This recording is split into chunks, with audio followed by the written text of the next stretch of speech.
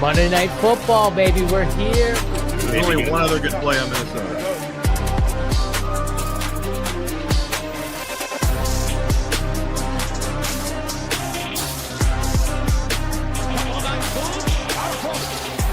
Touchdown in 46 seconds. Punches back. Touchdown.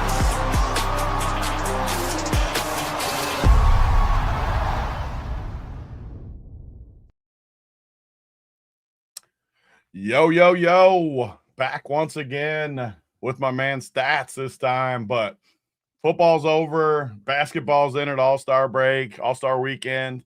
And like we've been saying on the shows all week, NASCAR weekend, maybe the first time in what I can remember. We were talking a little bit before the show, me and Stats, trying to remember if this has happened, but you got really the only sporting, I'm sure there's other stuff, but the only big sporting event, we're recording on Friday. Tonight is the trucks. Tomorrow you got college basketball and the O'Reilly, now they call it instead of Xfinity, O'Reilly Auto Parts, which makes it way more annoying than Xfinity. And then Sunday we got the massive 500K to first Daytona 500, which is what we're going to break down today on the show. But we'll probably do shows at Run Pure pretty much every NASCAR weekend. Me and Stats this year more than likely. But Stats, how we doing? How did football and basketball roll into NASCAR here for you? But how's things going? It's going well, man. Yeah, I'm looking forward. You forgot curling. We got curling still going on. So a lot of different events in the bets Discord and the old JBC bets chat down there. Absolutely, man. So they go all night too, right? Correct me if I'm wrong, but we got action all night, don't we? Or no? Absolutely. Yeah.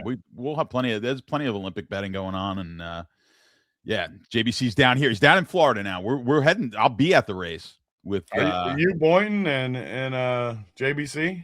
Yeah, and Bryce will be there as well. And Bryce. Yeah, so I'll see the boys. All the events are just Sunday.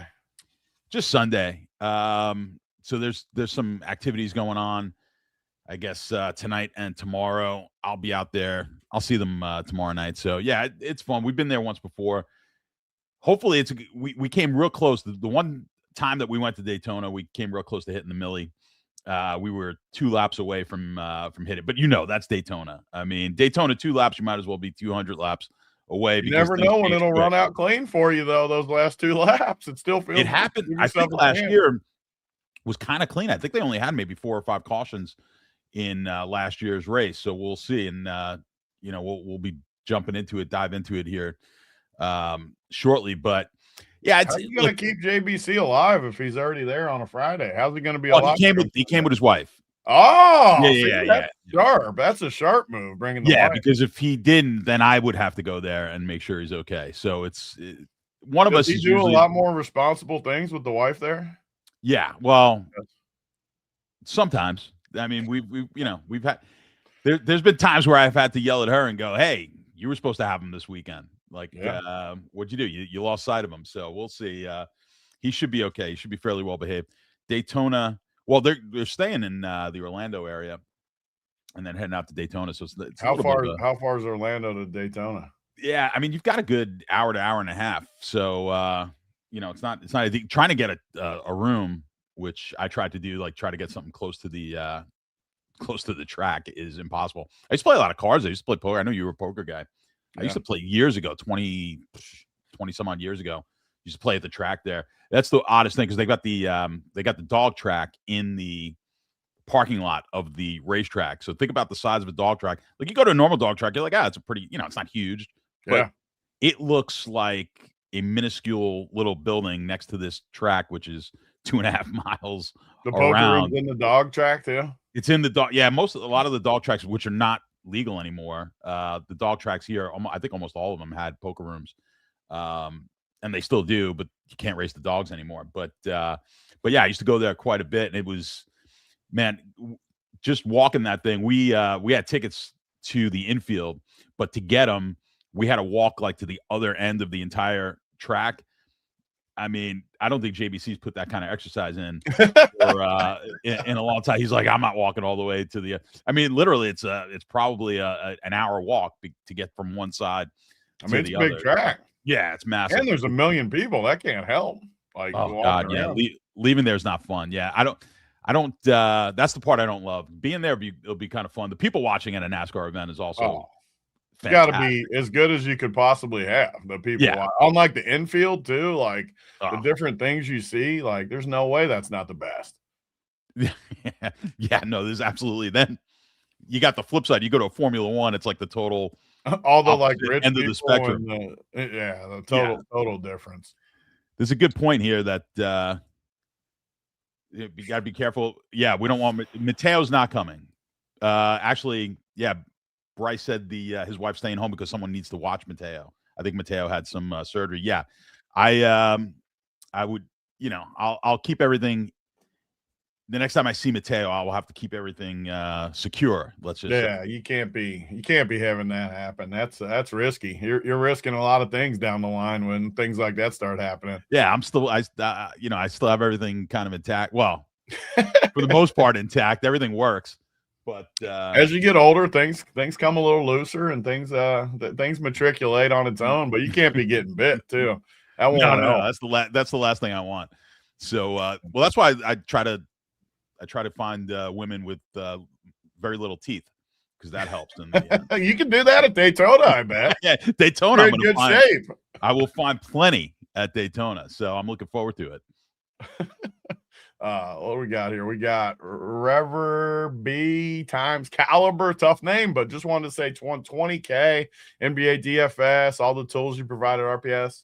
Appreciate that. Love to hear you win. There's nothing we like more than having our members win and do good, especially as we go into All-Star break. Get a little hit going into as football ends, going into All-Star break. Love that. What else? Got to build the bankrolls up for MLB, man. Absolutely. When is opening day? March, end of March? First week. I don't know if it's a March date or first week in April, but so I always remember it's always around the Final Four. That's how I remember it. I never know if it lines up perfect or not, but yeah, we've got it is March. Yeah. March 25th. March. San Fran at the Yankees. And then we're back. So we only got not much more than a month because February's so short. Baseball be back, but yeah, we got and then some big golf tournaments too. But yeah, definitely check out Run Pure because we got all the good stuff in there. But dude, the NASCAR, for the average sportsman, obviously they're not. I don't know where NASCAR kind of fits in, but for DFS fans, and if you haven't played it, NASCAR's I find it a ton of fun. And look, Daytona may not be the easiest one to necessarily project because we get a lot of chaos in there, but I think it makes it a lot more fun, especially if you're throwing kind of a single dart out there where you can get real creative with your lineups, playing a lot of drivers that you normally maybe wouldn't play. And yeah, I think for the average, I don't know about you, but I think for the average player or someone who's even someone new to NASCAR DFS, I think it kind of puts you at a little bit more of a level playing field with maybe some of the experts out there, the Daytona race, because of so much more randomness. I totally agree. And the key, which we'll talk about during the show, and I'll kind of show SaberSim rules and stuff too, but the key is you got to be pretty cautious with where you're playing people from 1 through 10. You got a bunch of big dogs in here. And like you said before the show, the last couple times we've seen guys optimal in this range, but people like to play some of these big names. So you always got to weigh like how many. We can just start with there, diving in. But like, so 1 to 10 right here, especially with some of these big names, like when you're building 150 teams, obviously it's way easier too when you're building like 1 to 3 teams because you can just build it how you want. But if you're building 150, which I think a lot of people will this week with how big the prize pool is, how do you attack 1 through 10? Because for people that don't know, because there might be people that don't know, like Daytona, there's going to be more crashes, which means place differential towards the back is just so much heavier than other tracks. And the guys up front, even if they're big names, usually have a lot more trouble staying at the top, which gets you obviously laps led, which leads to points and stuff like that. But also if you crash and go to the back, you're just totally dead. So it's one of the most obvious tracks to pay attention to the alignment. But how do you proceed with, let's just say 1 to 9, the single digit range? How do you proceed? I I'll tell you what I do. I'll tell you what a lot of people do. What you might do, which is I think what most people who have been playing for a while NASCAR DFS is they kind of they'll X them out. They'll just gray them out, those guys out, unclick those boxes, and not play anyone in the top 10. I will use a max one from that group, right? And there might be a few guys in here that I don't want to play at all, but I'll do a max once, and I'll probably eliminate a few of the a few drivers that I just think have no chance. Basically, you're going to have to win the race here from the top. As you were explaining, the place differential is generally the utmost importance here. You're going to see, I think the average is somewhere in the high 20s for optimal lineup as far as starting position goes. But we have seen, like you mentioned here, last year we had Ryan Blaney in the 400. He was on the pole and won the race. And you had Byron last year in the 500, was starting 5th and had the most points, right? So I don't want to necessarily just punt those guys, because I do think you get some leverage here against the field in a race where in NASCAR, you get a lot of big chops. You do have an opportunity where these will be lower owned drivers, maybe playing one in my 150 builds for sure. I will do a max one. Now that's going to also lead you to a lot of lineups that don't have any of anyone in the top 10 or even the top 15. If you want to do max one, I would even extend it to that top 15 max one. But I think if you're playing 150 lineups, I like getting just a max of one in there. I don't want to do two. It's happened once. If you go back to 2022, we did have two drivers start in the top 10, Cindric and Blaney, to hit the optimal. But that was the only time it's happened. For the most part, I gave you those examples last year. We had the first and the fifth place, first pole starter, and Byron, who started in the 5th spot. And then that year with Cindric and Blaney back in 2022. Other than that, you had Keselowski in 2023, started 12th, and really nobody else close. Bubba Wallace was a 16th starter, right? So you're going to have the bulk of these guys coming from, let's say, the 16th place on, and more likely 25th on. So just starting at the front, I do a couple of other things, but top 15, I'll do max one. And just with the projections, you're just not going to get all that many anyway, right? So so that's what I would do here in the 150, and that's what I will be doing this weekend. So just for example, to kind of show the people what, because we can show our partners at SaberSim too, have the best optimizer /sim / all that in the industry. So I can show you, because we get a ton of questions in the Discord, like, how do I set rules? And this doesn't just have to be NASCAR either. This works for everything. But like Stats is saying, so before the show, I ran 150, totally naked, totally with just projections, nothing changed, anything. And like, look at the percentages we're getting at the top 15 from Saber. You're getting 1%, 1%, 1, basically nothing.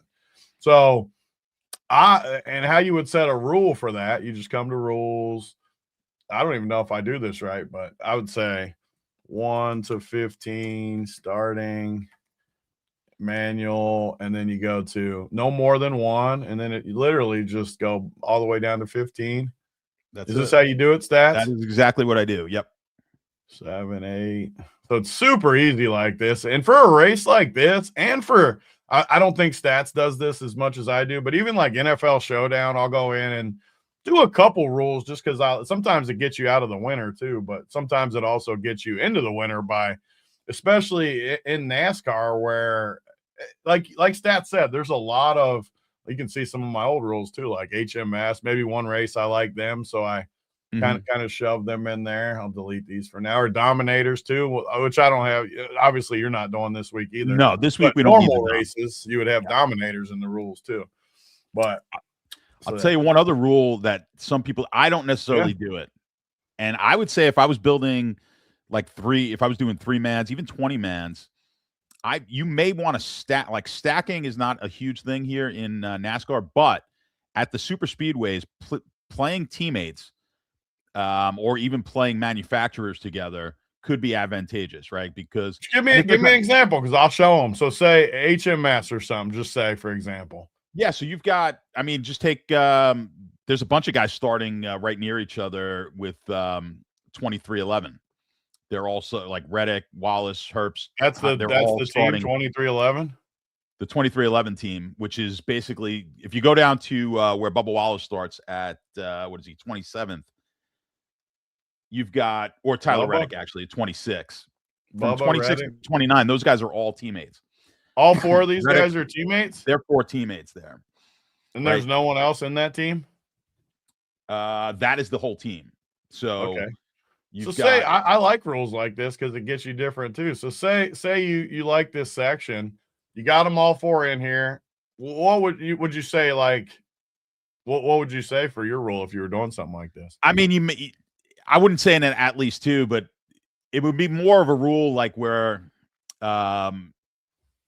it may be a little bit more like if you're playing it, I wouldn't do this in my 150, but if I was doing it and I was just building like maybe 2 or 3 lineups this way, I would say, give me at least 2 or at least 3 of these guys, and then build like 2 or 3 lineups that way. And then, you know what I mean? And do it with some other teams. You could also look at the manufacturers. I have to look. They're always kind of changing the way to do it. But you can also, I think there's a way here where we could say if like one of those, like if we use one of the guys from this group, right? So if we use Bubba, then give me at least 1 or 2 of those other guys. So if we use Bubba, give me Reddick, Herbst. This is good for the people to see too. So if I use Bubba, if I use at least Bubba, then use at least 1 or 2 of these guys. Right. So that's going to give you, because what happens is, now they try to do this, of course, depending on how the race kind of plays out, but the teams are going to try to pit together. Manufacturers are going to try to pit together because staying together in this race is so important. If you get out there by yourself, you will lose a lot of time. So you'll see not just teams, but manufacturers will all kind of try to pit at the same time so that when they exit the pit, they are all in a line and they can just maintain the speed that maybe the other cars that are still on the track have maintained. So you're going to see, especially at the end, where the way you go fast here is to have someone on your bumper pushing you. And it helps when you've got your teammates. So oftentimes in a race like this, you will see teammates up at the front, and you may get 2 or 3 teammates, or at least the manufacturer getting you to the finish line. So I kind of like it a lot more when I'm building maybe a 3 max or something like that, saying, you know what, I'm going to pick a team or going to pick a manufacturer that I like and then go ahead and use it in that way. With the 150 builds, I want to kind of diversify it up a little bit, but I think it's a good idea, or at least something to look at. I know one year too, like it was probably 5 years ago now, but when we first started Run Pure, AP did a bunch of rules like this. You probably remember the year too, because he won like a ton of money. And it was through all these rules like this. And I kind of laughed at it. I'll be honest. I kind of made fun of him where he would have I bet he had 10 or 12 of these rules where it was like, if this dude's in, then I want these. Or he would have like, say, the 4 best value plays, which we'll get to. I don't want more than 2. He had all these freaking rules, but then he finished like 1st through 5th. He won like easily 6-figure, whatever the number was. I don't remember at this point, and it just shows you that sometimes, I'll just say it goes both ways. Sometimes you can group into wins, and sometimes you'll get to the end and be like, I was heavy on all of those guys. How the hell did I not have the winner? And it's because of group. So it goes both ways. And I don't know. How does one more question for you. How does the Sims these days with a sport like NASCAR, does it account for stuff like that in the Sims? It would, right? Or no? I don't know, because I don't know what's going on behind the, in the coding as far as Saber goes. What I believe, what you see with most of the Sims is they're looking at the exposure that you get, or the ownership numbers that are being projected. And the Sims are really based on that. And they're looking at probabilities of a driver being in the winner related to the percentage, that the ownership percentage. So I don't think it's as sophisticated as, if Logano does well, will one of his teammates be there with him? Certainly not in NASCAR. You may get you get more of that in the NFL, where there's a correlation obviously between, pass catchers with their quarterback and so on and so forth. So I don't think as much of the Sim, what you're going to get with the Sims is just that. It's just going to kind of put you on drivers that have a better chance of placing in an optimal lineup, as opposed to maybe where the market is based on your projections and what the ownership projections are. So Yeah, makes perfect sense. I will say this though, when you're talking Go about, ahead. well, with the rules, you do have to be careful. And I think that was your take on like when AP did what he did, Yeah. is if you overrule everything, you're going to wind up just not getting a distribution and not getting the allocations that you really want. It becomes really difficult. So putting too many rules in all sports, I think is typically is not the best idea. So I like to just run everything like you just did. Like you didn't put any rules in. Just let me see what I'm working with, and then I build from there. And then I'll put my rules in and what I just want to know what the optimizer is showing me before I do anything. And like you're showing here, we're putting a rule in, or at least I am. Like I only want to put one max in the top 15. You're not going to get all that many anyway, right? Yeah. So I know I'm kind of on the right path anyway. I just want to make sure there's not like one straggler in there that's got two drivers in the top 5. Look at all the highest owned too. Of course, yeah. Yeah. Busher, we can't get Busher at 41, but he is the 41. He's still getting owned like he's 41 though, even though it won't show us. Exactly. Yes, exactly. So his projection is based on his 41st starting position. So yeah, but I mean, look, this race is all about not wrecking, finishing. Last year, I think a lot of the cars did finish, but you're going to get some years, you might only get 15 cars really on that finished lead lap. And so sometimes it's the guys who can sit back. Not only is it, the place differential good, but some of the guys will intentionally just kind of stay off the pace and wait and move late and hope there's just some wrecking going on. The other thing with being out in front is you are using a lot more fuel than the guys in the middle of the pack. So you may be full throttle or 90% throttle, which is going to use a lot more fuel mileage, which means you've seen it here at Daytona as well. And other super speedways, they run out of fuel. And that could be a problem. Happened actually last week's race. Was it last week or the week before, right? 2 weeks ago when we had the Thursday night races, the Clash, and you had quite a few guys. Larson ran out of fuel. You could see that here at Daytona, which is another heartbreaker if you're in there. So yeah, riding up front doesn't always have its advantages, and you have to have someone come behind you to keep your speed up. Yeah, I love it, and I think that's a great starting point too, just to give people, because I think we'll have a lot of people that don't play NASCAR all year really that play this weekend with the regulars. Obviously, all the regulars are going to play too, but you get a lot of new people that maybe never have talked about this type of strategy before. And we used to have we had a guy that would write a free article on the site a couple years ago, and I thought he always did a great job on these races. Of like you're saying, like maybe more rules for 3 teams so he would always do like, okay, these are the 4 best values or whatever. Byron, Cindric, Busher, Chastain, like these 4, I want 3 of these guys. So he would say it in his article. Okay, give me 3 of these 4. And then he would go up to the first 15. He'd be like, give me 1 guy from the top 15. I'm not saying to do this. I'm just saying an example to where you'd get to the end of the article, and whether you were building 1 team or 150, you had parameters to where you could get unique a little bit. And I thought he did a good job with it. Last question for you, and then we'll dive in. So because we get hardly any of these guys, which you're right, I really don't like to play these guys, but I think you should play a little in your 150 just because you never know. Like even if it's 1 team, like literally 1 team of your 150, do you ever force it though? Do you ever say, I need some Logano, so give me minimum 3% or something? Or do you just totally leave it? Yeah, for the most part. And at this race, I'm going to totally leave it. There's some races where I do. This one's a little bit more random. There's some races where I just have to have a guy. Sometimes I'll just lock a driver. I'm definitely not locking anyone here. And we'll talk about it on the show during the year. A lot of times people have asked, if you were locking a guy, like who's your lock driver? And there's some situations where I just like locking a guy when you're going to get a 70% ownership in NASCAR on one driver. If you're 150 build, it's almost worth it to just go ahead and lock. More often than not, it's worth it to lock that driver than it is to totally fade that driver.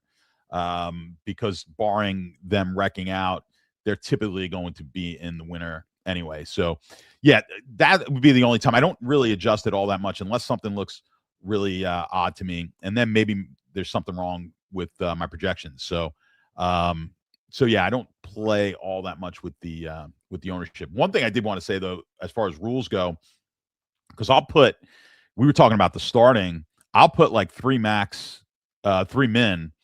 on the back end. Like I want at least 3, even 4. I'll look at it closer. I forget exactly what I do. I'll do like 4 from 25th on. I believe that's typically in my rule. Just on the playbook too. I was setting the playbook up for the members, and I was kind of putting some notes on there too. Like, I think I need to redo the thing and instead of 4 groups, do 3 based on yours, like 1 to 20, 1 to 15, like 15 to 30, maybe even, and then 30 to 40 type thing. And just to make it even simpler for them. Because a lot of it, just looking at the starting order, you made a lot of sense. Like, instead of going to 9, go to 15. Because you look at the drivers, 10 to 15 anyways, which I got it blocked on the freaking screen here. Hold on. You look at these guys, 11 to 15, you got a lot of mediocrity here, except for Christopher Bell's pretty solid, but you don't have a ton of like big name drivers anyways. So that makes a lot of sense to me. And then the back, you just have some horses back there where you got a lot of good guys, especially from 25 back. If you get up here, Gregson, Reddick, Bubba, you got a lot of, I mean, I definitely think if you go to 25, I think 4, maybe 30 back, 3, but all the best plays are back here. So you need some kind of combos with them. Yeah. And you're going to get it naturally. Like if you went through all the lineups that you just built without doing much, you're probably going to have a lot of lineups with 4 of the guys starting 25th back. But I kind of like having that because when you look, I mean, I'm just kind of scrolling through some of the optimal builds. I mean, I don't think there's been a year where you haven't had at least 4 starting at 25th or back. I'd say that year where you had Cindric and Blaney in 2022, we had 3 drivers starting 30th or worse, and back there. But other than that, I think every single year has had at least 4 drivers starting from that 25th spot on. So. And then you had one year where it was 5 drivers, including Bubba Wallace, starting 24th. So the odds are pretty good here. You're going to get 4 drivers starting in the 25 spot or worse. So I like that rule even more so than like if you just use that rule, odds are pretty good. You're only going to get 1 driver up in the top 15 anyway. So yeah. And if you somehow got 2, it would be something totally random. It would definitely be something different. Not a lot of people are going to have it, but I just don't like to make too many rules. So I look at what's my most important rule. To me, the most important rule is getting as many of these guys in the back as possible. Run it, see what happens, and you may not have to add that rule of just 1 driver in the front, but it won't change much anyway. I don't want to talk too much about the back because we're going to get to it, but like, so all this ownership, and it just sticks out. I know BJ McLeod sucks compared to these guys. But just to see 0% back there, there's got to be at least a little value. There's no way I'm fading anybody totally back here, no, right? You can't do a pure fade of anyone back there, just because you could just absolutely luck into. He could finish 12th on a bicycle. He could be riding around on a bicycle, just not wrecking. You get a major wreckage race, and he manages to avoid it, and he's in the winner. So one thing we didn't mention though is the salary, fairly meaningless. At Daytona, so you can pretty much leave as much salary as you want. It just doesn't matter. So you'll see like leaving 8K will be the optimal. So I wouldn't even worry about my salaries here. You see, I think it defaults to 35K. I would just leave it and let it go. Yeah, I mean, just in my head too. I feel like a lot of times last year, especially not just Daytona either, but a lot of people solo shipped last year with guys like McLeod and I would do the donkey move. You don't do it near as much as me, but I would remove way more people than you. So many weeks just by getting rid of BJ McLeod or whoever it was. I got total where I couldn't beat the optimal because of that. And it wasn't because they crushed either. No. It was because of straight roster construction and where it lines up. Like he's 4,800. Just say all these top guys do good for once. Busher crushes, Chastain, Cindric, all these guys crush. Byron, just say all 4 of the high-owned guys crush. It probably won't happen. It definitely won't happen. But just say it did. Like, you might need a 4,800 guy to pop in there, and wherever he could finish 25th or something and be in the winner with just the way it falls. Yeah, that's the difficulty with DFS, because you can sit here and analyze everything to death, and sometimes someone hits the optimal not because they were any good, but because of the guys at the top being so good, and you just needed. It's just the way the construction wound up, and the top two, because you'll get, this is very weak as far as salary for NASCAR, as far as 10K is not, we're going to have a lot higher salaries in the upcoming events and races this year. But when you get to some of those races, you may get a driver, 11 plus K, and then the second driver is 10 and a half.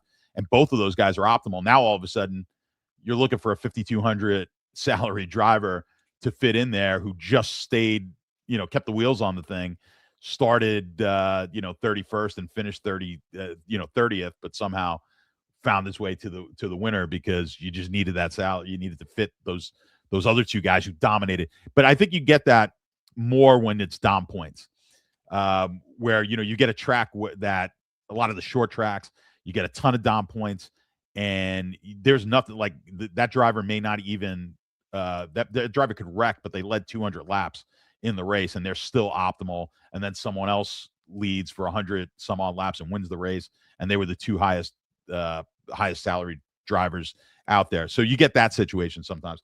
I think here it'll just strictly be, it's the 4,800 is not the reason that McLeod will make the winning lineup here this week. Yeah. It's going to be that he finishes top 15, and more than likely you're going to have to finish better than even top 15.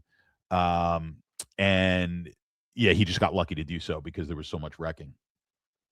Yeah, and it just all depends, like you said, how it's going to finish. I think my issue with Daytona and all races like this, I just play too much of the 30s. Like, they're great plays, but I think I overdo it even further, to where no matter how good these plays are, some of them are going to crash and be out of there. And I just have so much of it, even though they're the best plays, that it's just too much. Like, and that's why on the playbook, I'm trying to, like, from 16 to 29, you probably want one or two in there. Like, you probably do. And then in the 30 back, like, I still want three, but maybe I don't need 5 and 6 like a lot of my teams I get. Maybe I need to neutralize it just a hair. Yeah, you could do that, where you just say, give me like we said, 25 on. You could do 3 or 4, and no more than I like 4. 4 from 25. I like your I number. like the 4. I usually do a 4.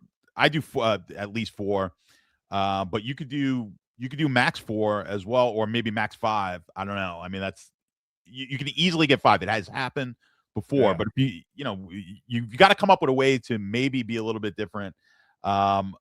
Again, the way I'm going to do it is I'm going to do a min 4 from 25 on. It seems to have been the most frequently. It's been very rare where you have not had 4 from 25 on make it into the optimal. But yeah, again, just don't overdo it with the rules. I think I get in trouble with basketball too, where, like, say the Giannis and everybody's one of those slates where everyone's out and you play these. I always play too many guys from the team too. I think it's just important to be a little bit different. I'm going to do it different this year. I like your advice. 4 from 25 back, maybe sprinkle a couple in that top part, and then one in the, like, mid range or something, 1 or 2 in the mid. But I'm not just going to pump 6 guys in there. I don't know. Maybe I'll set a 5 max to where it's not all 6 or something. But yeah, let's get to the drivers. Let's start up in the top, just because there won't be as much to talk about. Just go 1 through 9 and, like, talk about anything that separates these guys. If you're somehow higher, I can talk about the odds too before you go in. So Kyle Busch is 13. I mean, a lot of these guys in the top 6 are anywhere from 13 to 24, depending on the book. But some of the sharper books, these are the numbers. I guess actually, we'll talk about some of the higher ones. Austin Dillon is way higher than the rest. McDowell, 10 to 15 is all way higher too. So that means outside of Austin Dillon and Hotchvar a little bit, everybody else is similar odds. So how do you separate these 9? Who do you like? Who do you not like? What's your thoughts here?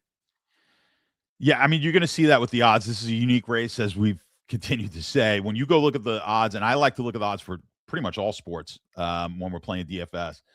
But it's going to be way more spread out. So your favorites are not going to be – you're going to get races this year where the favorites plus 300. That's not going to be the case this week. It's like plus 1,200 is your biggest favorite.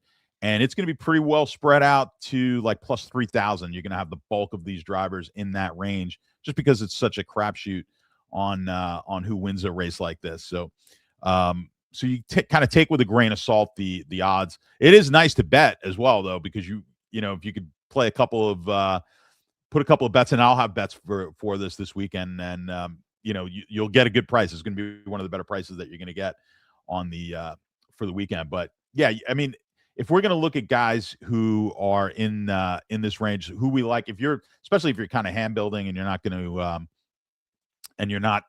to set rules or anything like that, maybe you're putting in just 3 lineups. A few of these guys have been really good. I mean, if you look at Daytona, I like to look at the history at the track. Not as important necessarily, like I said, because of the randomness, but I do want guys who have performed well on super speedways in general. That would be Talladega, Daytona, Atlanta as well. It's different type of a race, but if you're going to do some research this weekend, really Talladega and Daytona are the big ones. Maybe a little bit of Atlanta. It's another restrictor plate type of racing.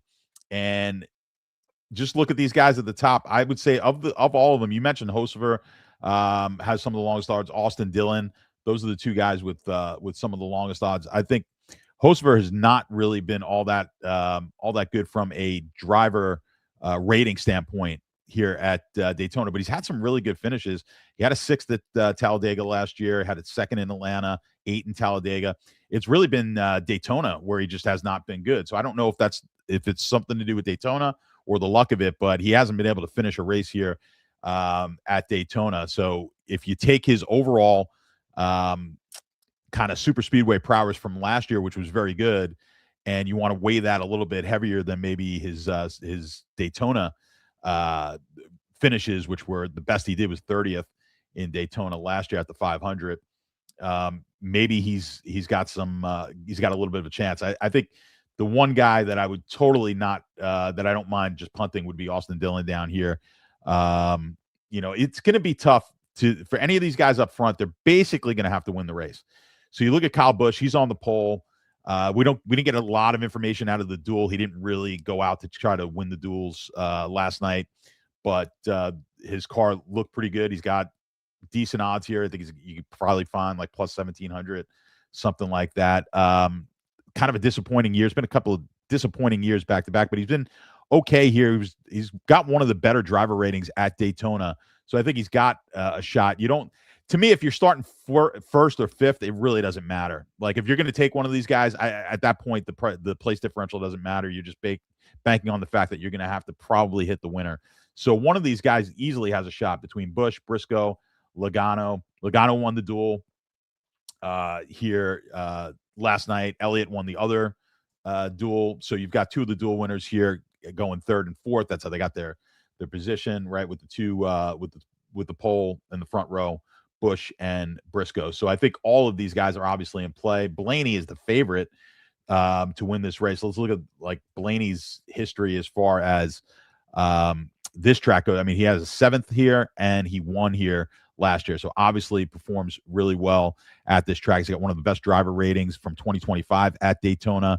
I think he's 2nd or 3rd best driver rating here from last year. Has really good rating as far as the super speedways goes. He's the 3rd best driver last year at super speedways. So I'd say of all these guys, the favorite is probably justified here in Ryan Blaney. If you had to pick just one guy, Blaney being the not the defending champion in this race, but the last race that we had here at Daytona with Blaney, he is definitely deserving of being the favorite. And if I had to pick one guy in the top 5 to play, he'd probably be the guy.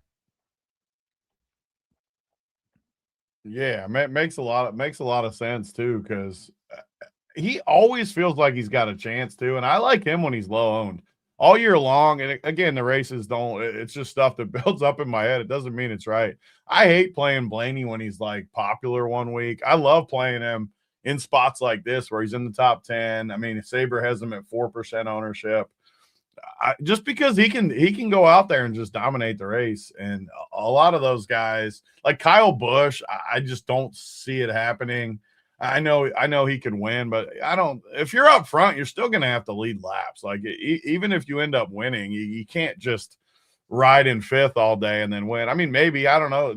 Would that land him in the winner without any laps if he wins but doesn't lead anything? It's probably going to have to lead. You're going to have to lead some laps, and that's what makes it difficult here. Is that the leader just changes so often. Let me look at what Blaney did here as far as laps led when he started on the pole. Last year, he only had 27 laps led. That was a 160 lap race, not the 200 that we have here. But yeah, he only led 27 of those laps with 9 fastest laps. So it was unique. He was the lowest scorer of the optimals, but he was there. Yeah. So typically you will have to lead quite a few laps, but no one really leads all that many laps. Now Blaney's done it. Blaney was the other guy. If you want to talk about a guy who's, qualified high and been in the optimal, Blaney's done it twice, and he's really good on these type of tracks. So definitely someone I would keep in the mix in my builds for sure. And the Fords look good as well. So the dude in the chat here too was talking about Chevy versus Ford versus Toyota. The Toyotas won't survive. Just naturally too, when I look at like who's what, the Toyotas are always the ones I don't like as much. Do you put any emphasis on like what he's saying, Chevy, Ford, Toyotas? Because I think this is more of the weird stuff that I do sometimes that other people don't do, and it's probably not technically correct. But like to get different in a race where I know everyone's going to do the same stuff, I could see just totally fading like Toyotas, and that's your differential, and then just play everything you want without the Toyotas. Like, do you ever? There's no way you do this because you build sharper teams than me. But I like the idea of that. I think these are all. I mean, look, you could do whatever you want as far as 150 builds. I like to be a little bit more diverse, but certainly I think that type of build lends itself much better to the 3 max, 20 max type of thing, where it's just easier to say I'm going to take a stance. You want to actually take more stances. This is what all DFS, by the way, the fewer lineups that you're playing. If you're playing a single entries, 3 maxes, obviously single entry, you have no choice but to take a stance. You're picking one. You've got one entry, right? You've got every single player's 100% allocated. But what I like to do in all sports, if I'm 20 maxing, I want to get as aggressive as I possibly can in some way. So there's a million different ways you could do it here in NASCAR. I could just lock button 1 driver, 2 drivers, whatever it is. Or I could do something like that where I say, you know what? I think the Toyotas suck, and I'm just going to punt all Toyota, and I'm going to play, I'm going to do the other rules where I'm going to play 4 max or maybe even 5. I'm going to play a minimum 5 drivers in the 25 or worse, and without playing any Toyotas, and we're going to go from there. Like that's going to, because I want to get a lot more narrow in my builds when I'm looking at 20 maxes and 3 maxes and things like that. Yeah, I love it. Weird question, but I had a few people say our video's not pulling up. I see people are watching, but people are able to pull it. Who's watching on? If you're in the chat, are you watching on YouTube? Because I try to pull it up on my YouTube, and it says there's an error or something. Making sure we're not doing it and no one's able to see it or something. We could always it'll be up all weekend, so you can. Yeah, I mean, hopefully it'll be saved. It'll be saved, and then we could always repost it if we need. I'm sure it's good. It's probably just my side, but when I try to pull it up, it wasn't pulling up. So me personally in the top 15, I mean, some of these guys I'm just gonna have to fade. Mainly, I don't like that 10 to 15 range. I'm not crazy about a lot of those drivers. Guys that I have to play always, though. Good, it's working on you. Perfect. It's probably just mine then. What about Daniel Suarez here at 15? Like he's almost making me go to 14 and not 15.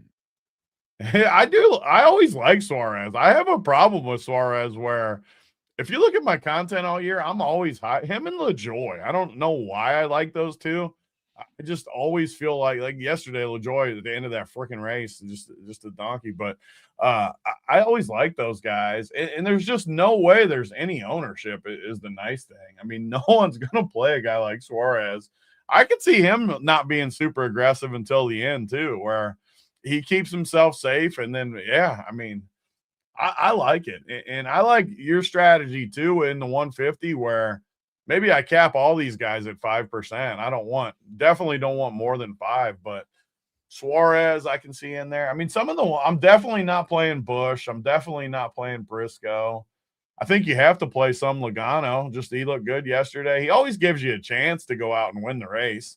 Like, I don't like not playing any of him. Chase Elliott, I don't love. Blaney, I think Blaney, like we just said, anytime he's low owned, I want to take at least a little bit of notice of him for a couple teams. Then you got Hochschivar. There's no way I'm playing Austin Dillon. I just can't in the 7 spot, even at that price. Keselowski is the one I always like too. I don't know what it is about Kes. His car is never like amazing. I just feel like he knows how to drive and he knows how to get you where you need to be. Like, even when he doesn't have the best car, he'll keep it safe all day and he'll just end up in the top 5 or something, even if it doesn't look good. So I think Kes might even be my favorite in this range, just looking through it. And he's far enough back where you got a little bit of place differential in the 9, which I know it's not a huge difference, 9 in the top couple, but you still get a little bit of meat on the bone. And same with Suarez, like you're talking about. 15th. I mean, you got a little meat on the bone. It's not exactly up in the 1, 2, 3 hole where you need to finish in first. So, yeah, I mean, this guy, imagine fading the best cars in the race. So you're going to just jam all that's why I love this race, though, because people will just play guys up front and then they're drawing dead. So, yeah, you can play the best. Yeah, unfortunately, yeah. I mean, that's just the way where it's just an unusual race. But yeah, with some of these guys, Suarez has really good history at super speedways. So I think it's someone to watch, and it may change because I have a general rule, like I said, maybe 1 through 15, but you got to kind of look at who's there, and you may want to have a little bit more Suarez than if you only limited to one driver in the top 15. So I'm going to see what my builds look like doing it multiple different ways. But he was second here in the second race, the 400 last year at Daytona, and was 13th in the 500. He's had some other good finishes. He has a win in Atlanta. He's got a lot of top 15, top 13 really finishes with not a ton of wrecks. So, that's something that I look at as well, is just guys who could just keep the car fairly clean and keep it on the track all the way for the 500 miles. So I think Suarez is definitely in play. SVG, probably not someone that a lot of people are going to be looking at, but I think he continues to improve. This might not necessarily be his best type of a race, but he did have an 11th last year over in Talladega. He was 16th here in the 400 last year. He's a guy, obviously he's super talented on the road courses and a super talented driver. I think he's going to continue to get better. I'm not taking him out. Maybe I'm going to have 1 or 2 lineups with him in there, but he's not coming out of the field. I think you're right. I think as far as guys, if you really wanted to ask someone out, I think it's going to be Austin Dillon for me, probably like a John Hunter Nemechek as well, but he does have some good history here, Nemechek, at this track. He's got a couple of top 10 finishes in the last 4 races here. Worst he's done is 17th, which was the race last year, the 400. So he did finish 5th in the 500. So you can take that into account, but just that starting position of 11th seems a little bit high. I like veterans too, though. I mean, a guy like McDowell, he's been very consistent over his last. His worst race at super speedways was 17th at Talladega over his last 6th. So he's been very consistently kind of racing in the top 10 to 15 in these races. Don't know if that necessarily is going to get it done when he has that 10th starting position, but he's a guy who can really take care of the car and maybe find his way into the winner. So there's just a lot of guys up here that I don't necessarily want to absolutely fade. There's a lot of pretty good drivers. I'm going to make the call now. We will get one driver here in the top 10 is going to hit the optimal.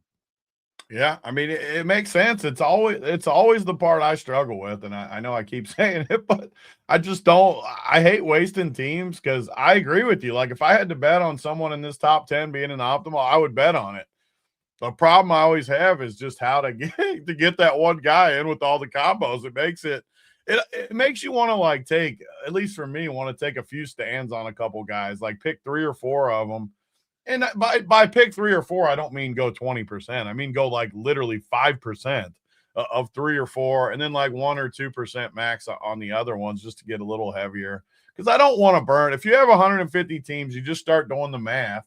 If you got, say, 5 or 6 of these guys 3 times, I mean, you're already at 20, 30 teams that have these guys. And the more you do it, the more I still want those other teams. So I'm trying to like get in the middle of balancing act. It's always a balancing act, and it's a funner sweat too with races like this because you're never dead and you're never home until the end. So you're always sweating it out. But some of the other races are just easier to kind of, okay, like you said, for example, we'll go all in on this guy and this guy, where you feel a lot better about it. At Daytona, you're not going to feel, even the plays you love, you can't just go in and lock because anyone can crash, and it might not even be your fault. You could be driving nice and safe, and all of a sudden someone just slams into you for a big wreck. So I actually want to answer. I want to answer this one, right? So, on a single entry, he's saying, there's no way that you're going to try to play someone from the top 15. I actually would, especially if I'm playing if I'm trying to, play in one of the big GPPs. I absolutely would do that. Play one driver here in the top 15 because it's going to be a little bit more unique. I wouldn't just you could, if you play 5 drivers 25th or worse with 4 guys 30th or worse, and you're the worst starting position that you take anyone is like 20th. If that hits, you still may be chopping that thing like 125 different ways. I mean, which is not bad. I always say that, like, yeah, I'll take, if I'm throwing one dart in the in a milli maker and I chop it 125 ways, it's great. But you're, at the end of the day, you're just not getting the proper EV on your lineup. So, and then someone else, Altline G was mentioning, everyone kind of playing the same thing with place differential. I don't think he's wrong. I do think we're getting at the point, and I don't know if last year was a trend or a bit of an anomaly, but it happened in back-to-back races there. And I believe I've got to go back and try to go back and look. But with some of the what was Xfinity last year, I think just the cautions were down a little bit. So again, if we get a situation where the cautions are down, you will have a better chance of getting some of these drivers up in the top 10. So I do think it has gotten to the point where perhaps, yes, you're going to get some leverage, which is why I'm absolutely playing drivers in at least the top 15. I want to not guarantee myself one, but I don't want to X myself out. I think too many people will just totally X out drivers starting in the top 15. And if I was playing single entry, 3 max, something like that, I 100% love doing it just to get myself different, because it's going to be so hard single entry, especially if it's a single entry tournament. And it's not like 150 max that you're just throwing one bullet in.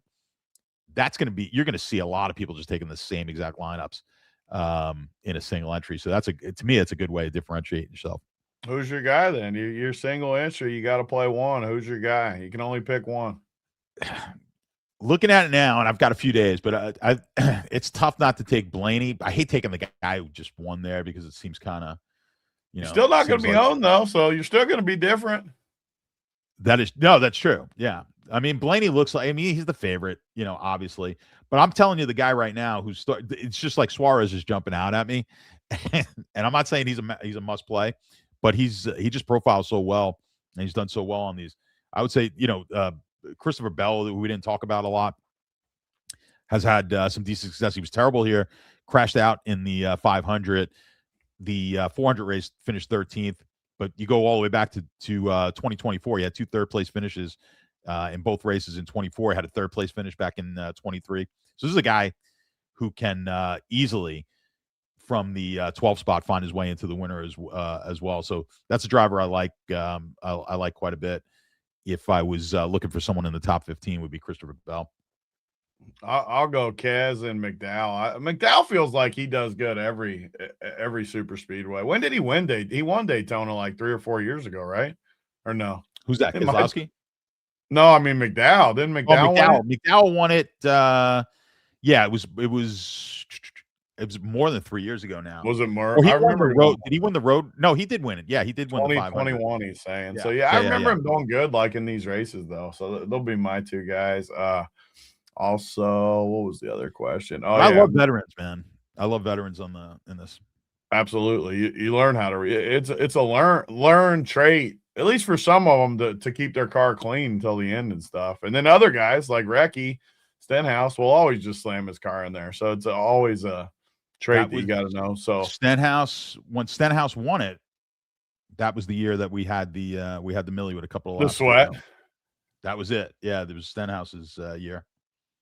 So Choke Oldham 493. What a name, Choke Oldham. Would you set a men's salary for salary at all? No, not at this. At this one, you can leave as much as you want. All right, let's move to. I'll even throw Suarez. We already talked enough about Suarez. So Stenhouse, natural progression here to Stenhouse, but let's go 16 to 20. Let's talk about this range. 16 to how Mears sneak. So speaking of a guy we can full fade. Yeah. At least I can full fade. That is a very, very tough click. But what do you got? 16 to 20. Yeah, I don't love this group at all. I would say, Priest is probably your best option here. Obviously, Stenhouse has won this one before, and Ricky's had some decent finishes. He's a GPP guy, man. He is he's an all or nothing type of play. His last couple of trips out at super speedways weren't very good. At Daytona and Talladega, didn't finish either one of those. But he's won at Talladega. He's won here. He's had top 5 in Atlanta, and he's had basically a 5th and a 6th in Atlanta recently. Again, Atlanta's not as good of a correlation as maybe Talladega is to Daytona, but has some ability. I would be I'm going to be very light here on Stenhouse. I think I agree with you on Mears. Don't want to have much to do with Mears. I think Priest is the guy.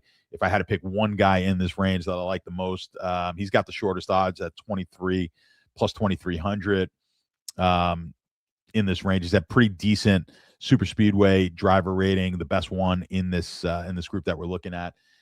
So he's not bad. I think Ty Gibbs is another guy that when you talk about guys who've kind of he's always been our guy on the show that we've you kind of swear off Ty Gibbs, and then he seems to make his way into lineups for us every week that we swear him off. But he came in third at Talladega in the last one out, and he had an 8th place at Daytona here in the 400 race, and 16th in the Daytona 500 a year ago. So his last 3 races at Daytona were 8th, 16th, and 5th. So he's definitely got the potential. I would say my 2 favorite plays here are going to be Ryan Priest with Gibbs. I think Stenhouse as a flyer, I wouldn't want to get rid of. But Mears for sure, I'm not going to touch. And Gilliland, maybe 1 or 2. But as I'm looking at it, it's like, I mean, you never know, but I'm not going to have all that much. Like when I had that rule up to 15, I feel like I want to have a little bit more Suarez than I even do any of these other guys that are going down to 20. And you see some of the ownerships. Like, again, I just ran it with nothing but projections, but you see them start to tick upward a little bit. Like I never liked Stenhouse. I'm actually glad Stenhouse is 16th instead of 38th where he always is, because I always feel obligated to play some, and he never comes through for me ever. So now that he's 16th, it makes it way easier. Although I do think he's always capable of just driving to the front because he doesn't care. Like if he somehow gets through clean, I don't think he's a guy you should ever full fade. Like I think you should get it. Like I have 3 teams right now in my 150. I'm actually pretty happy with that. Half the field, he's going to be 5% or so. I'll take 2%, three teams of Stenhouse, but I don't like him at all. I'm not playing Mears. Probably won't play Gilliland either. But Priest, I like Priest the best in the. I freaking hate Gibbs too. I never want to play Gibbs, but he's only 7% owned. I don't know. I got bad juju with Gibbs, but you're saying his history does make me want to play at least a little bit of him because I didn't realize he'd been decent at the old super speedway. But Priest is clearly my guy in this range. He's 12%, so he's the highest owned. But I feel like he's a driver too that's getting better year over year. Last year he was awesome for a lot of those races. I feel like he could take a little leap this year. So I pretty much agree with everything in this range that you said. Let's keep it moving. Let's go 21. Let's just go 21 to 25 because we already talked about 26. So we'll start with there in a minute. But 21 to 25, the only one that sticks out as high owned, according to these numbers, 30% owned, 25 in my numbers, Denny Hamlin, who always seems to find his way into the mix. I think he'll get some pretty good ownership, though, at 22nd with only 16 to 1. At least that's what odds I had when I did the sheet. So, somewhere up towards the favorites of the race, though, starting 22nd. I'm actually going to be lower on Hamlin than the field, but I'm curious to hear you in this range.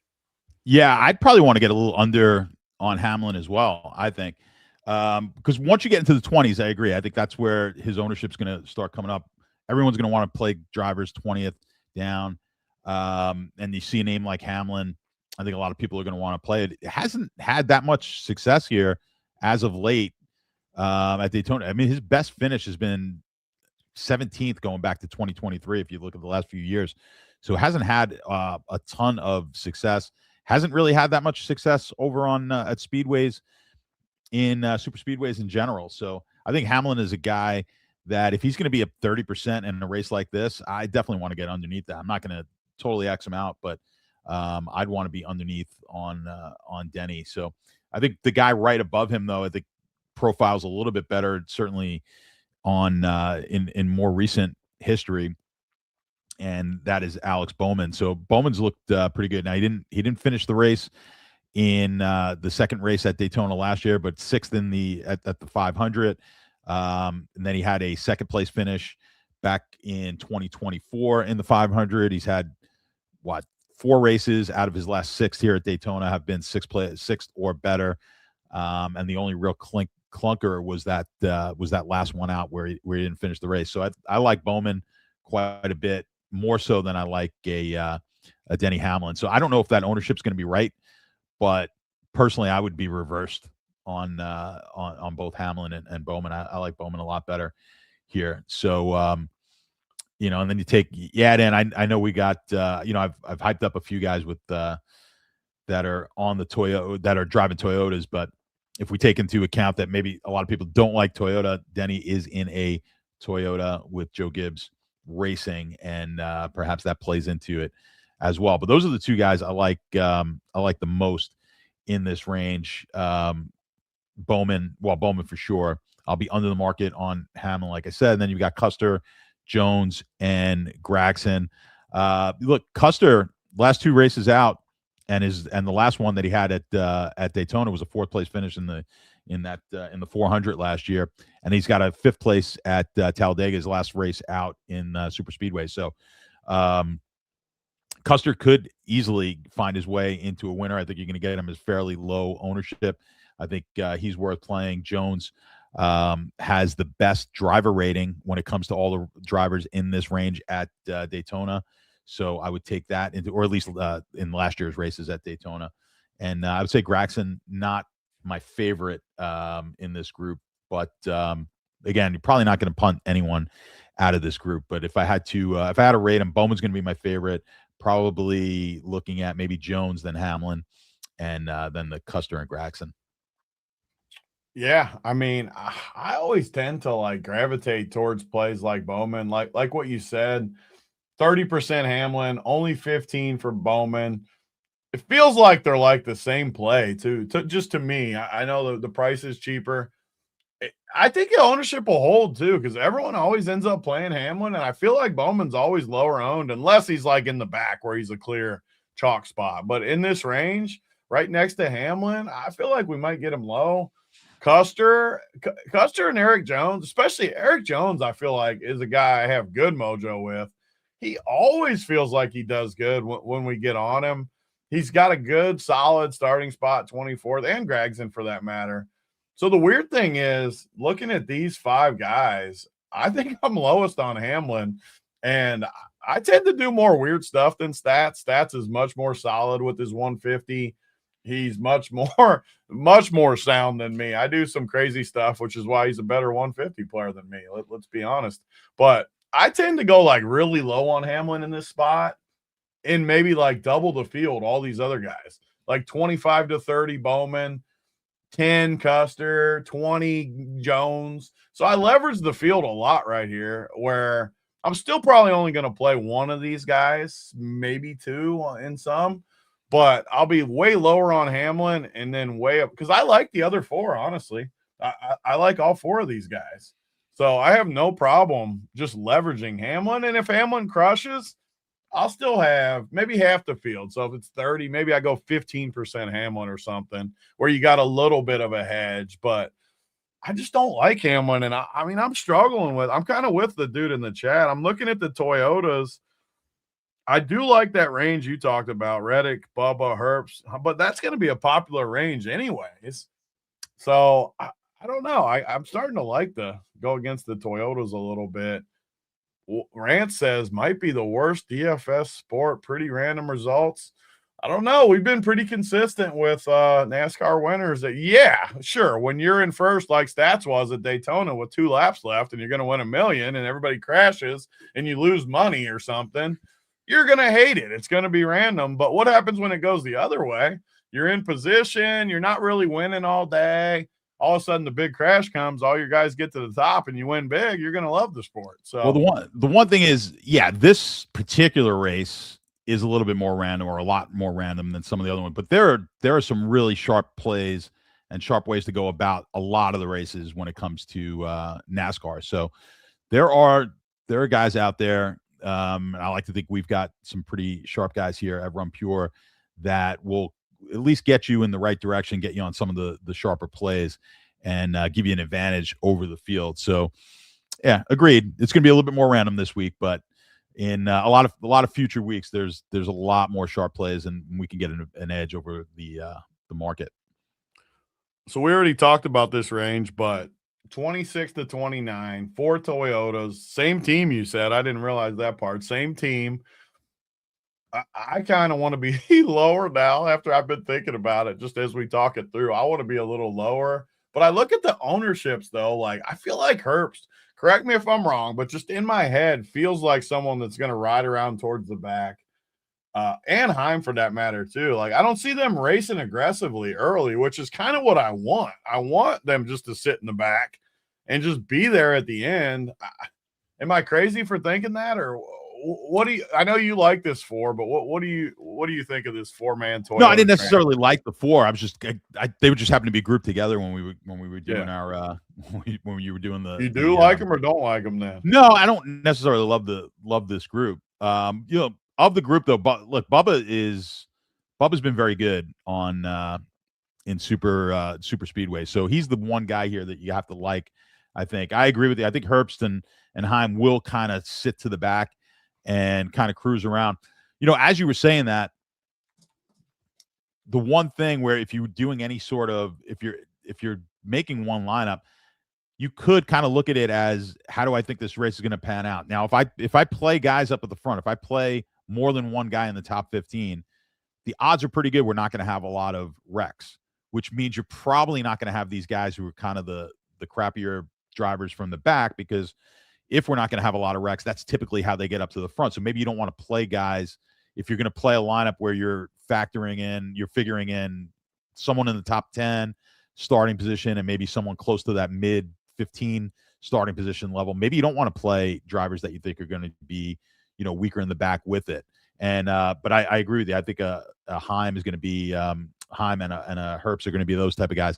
So you looked at, Herbst has some experience at least on these super speedways at this level, and the best he's done is 17. He does have a 10th over. He has a 10th here in the 23 Daytona, but more wrecking there. When you look at the race like last year where it went fairly clean, he did finish in 17th, which is not going to be enough, I don't think, here starting 28th for him. So yeah, I'd be a little bit more leery of those guys. But the guy I like here in this range is going to be Bubba.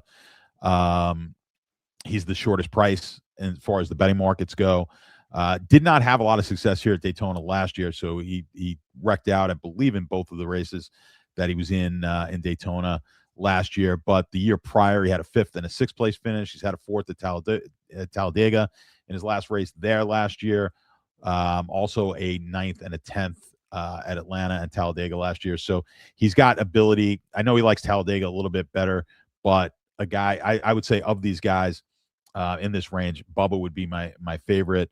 And then obviously Tyler Reddick here, who's got a win at Talladega, got a 2nd place finish here in the 500 last year. Obviously the talent to do it. So you're not going to fade these guys unless you're going to take that strategy of Toyotas just don't have it. But even if they don't have the car, it's not necessarily the equipment as much at Daytona as the driver kind of getting lucky and staying out of trouble. So when they're starting this far back, it's tough to totally fade guys of Reddick and Wallace's quality. Yeah, and I always put the value column on the playbook over at Run Pure Sports. And the 3 best values in the 20s, which all the values are, is just odds minus starting position minus price type thing. So it's pretty clear cut. I actually think it works great for NASCAR to show you who technically the best plays are, but the ownership always aligns with it too. So it's not anything crazy. I just like it as another source to kind of show. And clearly in the 20s, it shows Hamlin, Bubba, Reddick as the 3 premier plays, and it makes sense. Those are the three drivers that make sense. I'm going to be lower on Hamlin, like I said, so I'm going to have to be higher on Bubba and Reddick, except in like those builds. And the more you talk, the more I agree with you on that. Like if I'm playing 5 teams, I could easily do 2 teams with no Toyotas, and then maybe I do a team with all Toyotas or something in my 5 or something. Just stuff that gets you more unique. And the more you say it, the more it makes sense, though, where like the less teams you play, or even if you play 20 max, you can build different scripts into it where it's like that. I've done it too, where I really take time for 150, and I'll do like a bunch of 30 scripts, like five scripts of 30, where it's totally different type thing. Anything just to differentiate. But any more of these optimizers are so good, and with the stuff you can do, you might not need that as much as you used to. But I agree a lot with you in this range. Bubba, Reddick, Hyman, Herbst, I think have value, and I think Gragson was in the last range, but I think those guys have value in themselves too, though, because their prices are cheap, their ownership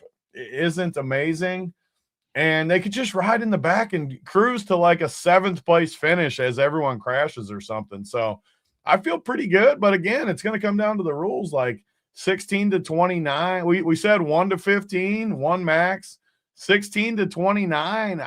I mean, I want at least 1 or 2 from this range, but I still don't want to go crazy because obviously those guys in the back are such good plays. So I think we agree pretty much that this whole range. I didn't disagree with anything you said. So let's move it. Let's just scoot it back to all of them. Mm-hmm. Actually, the first 2, 30 and 30, actually the first couple, the low 30s are the bad plays. So let's go 30 to 34, because I think those are clearly the lesser of the plays back here besides BJ McLeod. So 30 to 34, what do you got? Does anyone stick out in this range? Yeah, I mean, nothing really sticks out. I mean, maybe, Zilich is a young guy with a lot of talent. He's got just one race, which at a super speedway, which was Atlanta, finished 11th. Got a little experience here last night during the duels, but I think we said we basically, I'm not Xing anyone out from this range at all. I don't think you can.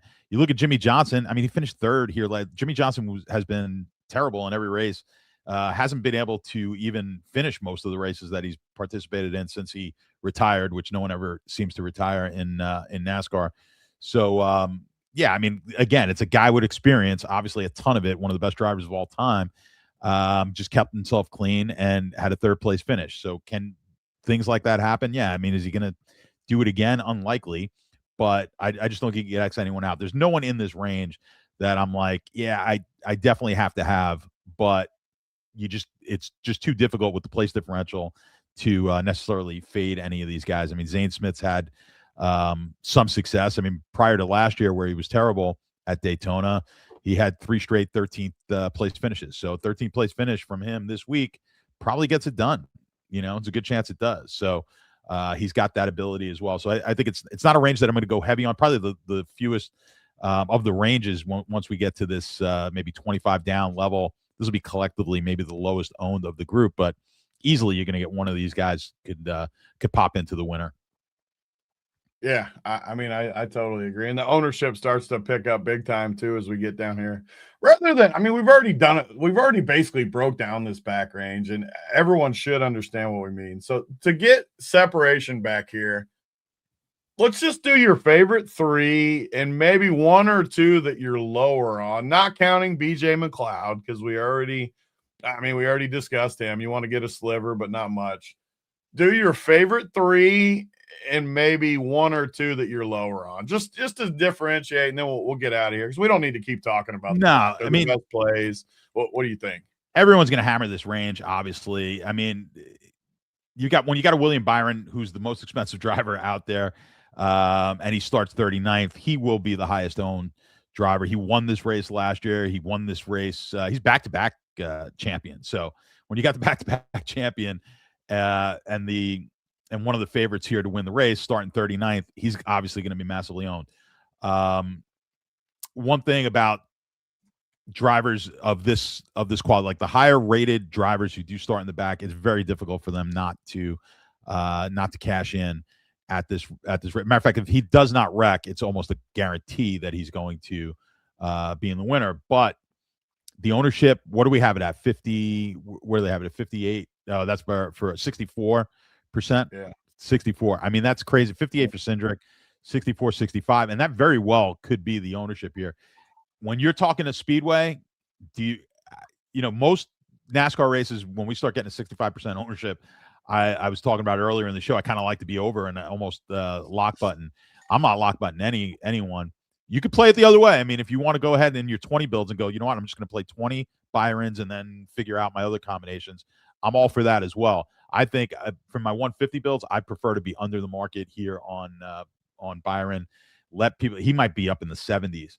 And I'm not saying I'm going to be a total fade. If I'm 50%, that's going to be under the market for sure. But he's definitely the top choice here. And then Cindric's going to be the next best. Cindric has a win here as well.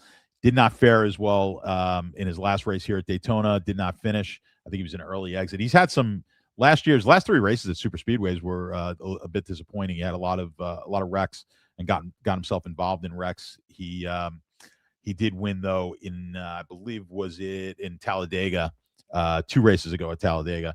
He's got to win. So he's obviously got the pedigree to win on this type of a track.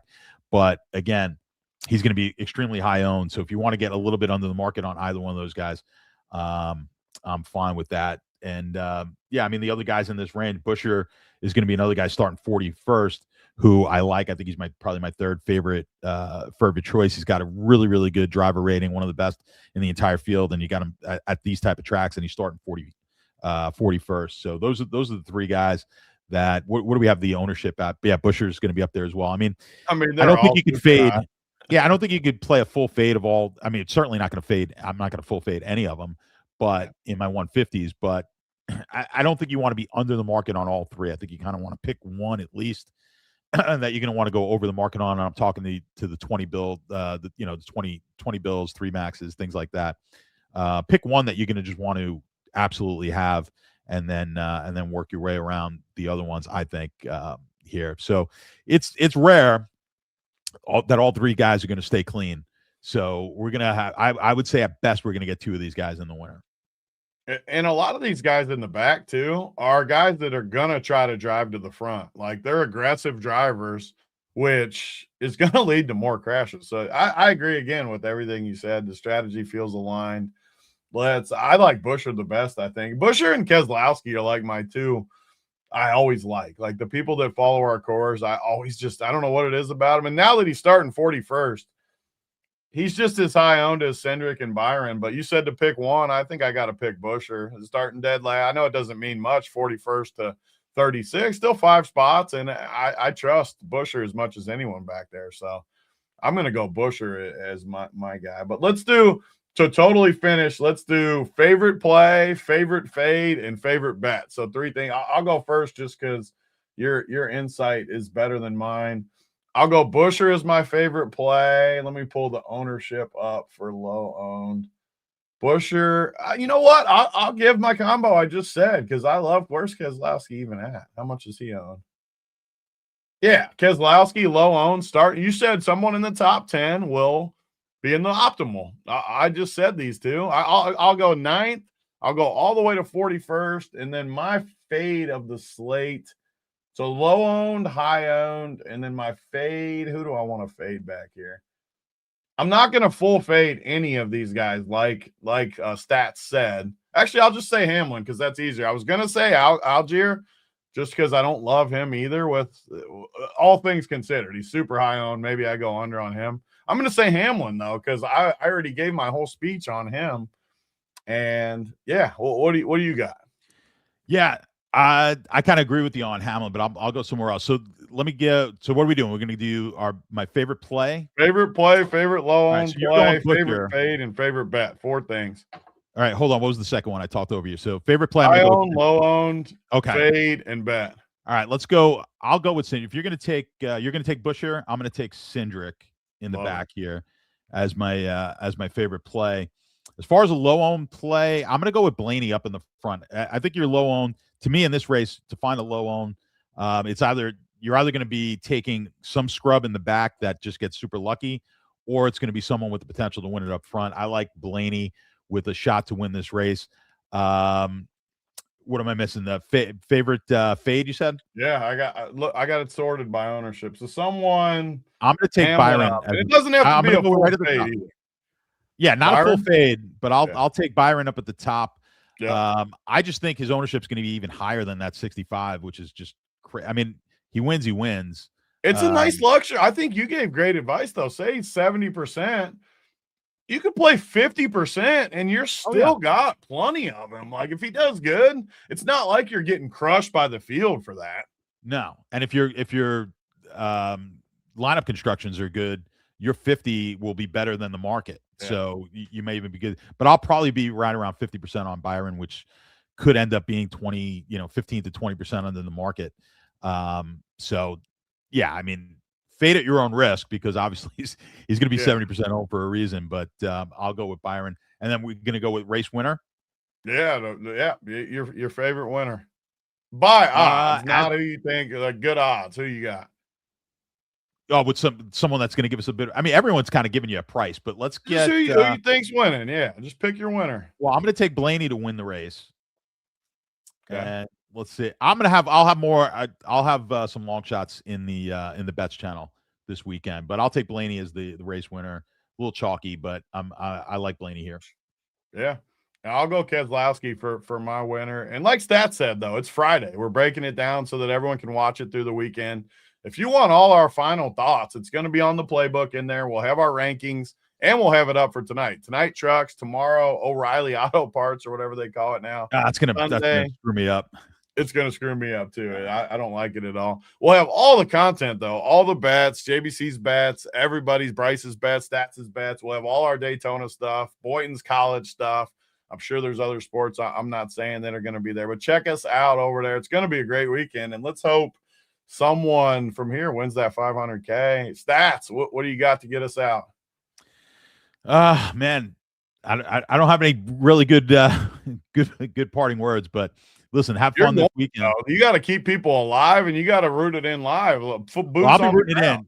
You know what the biggest problem? Hopefully the Wi-Fi is better. We had a hard time tracking it because we just had no Wi-Fi connection. So hopefully they've got like in-track Wi-Fi there. The signal is terrible there, and we'll be able to see if we're not up near the front. Maybe someone from RPS can be, and we can route that one home live, which would be a lot of fun. And if anyone out there wins 6 figures, then you're going to have to fly in and celebrate in Florida with us. So that's the deal. Yeah. 100%. If anyone wants to check out Run Pure Sports, slide into my DMs. I still have a few promo codes left. There's not many left, but a few left. Check us out this weekend. We got March Madness coming next. We got the Masters coming. All kinds of stuff. Baseball coming in a month. Check us out. And I got a props book that I just finished yeah. writing, which is going to be, I think it's going to be helpful. If you're into betting props and you want to learn a little bit more about some of the math behind it, even if you're not a big math person, I think it's called the Prop Better's Edge. And that should be coming out shortly. You're going to have like a little website to go with it as like a little companion website. So we'll offer that. And I think what we're going to do is for the bet members of Run Pure Sports, we're just going to give you a free copy of that. So I love it. I love it. Any sort of edge you can get from sharp people like Stats is nothing but a luxury. So definitely check that out when it comes out. And let's have a great weekend. We'll see you guys next time.